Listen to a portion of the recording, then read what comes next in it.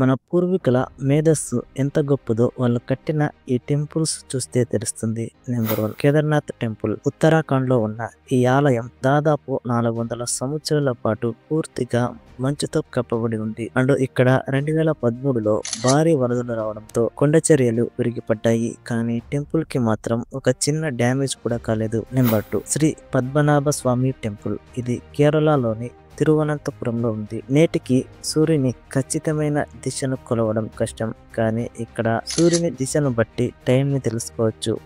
Number 3 Ram Setu. ఇది తమిళనాడులోని రామేశ్వరం ద్వీపం నుంచి శ్రీలంక వరకు సముద్రంలో ఉంది. ఇది అంతరిక్షం నుండి కూడా కనిపిస్తుంది. Number 4 Kailasa temple. ఇది మహారాష్ట్రంలో ఉంది. ఇది ఒకే రాతి నుండి చెక్కబడిన భారీ ఏకశిల నిర్మాణం. ఈ టెంపుల్ ని తలక్రిందులుగా చెక్కబడింది. Number 5 Brihadeeswara temple. ఇది తమిళనాడులోని తంజావూరులో ఉంది. ఇక్కడ 216 అడుగుల ఎత్తులో టెంపుల్ పైభాగంలో ఒకే గ్రనైట్ శిలతో చెక్కబడిన 80 టన్నుల కలశం ఉంది. ఈ వీడియో నచ్చితే లైక్ చేయండి. మన పూర్వీకుల మేధస్సు అండ్ వైభవం అందరికీ తెలిసేలా వీడియోని షేర్ చేయండి.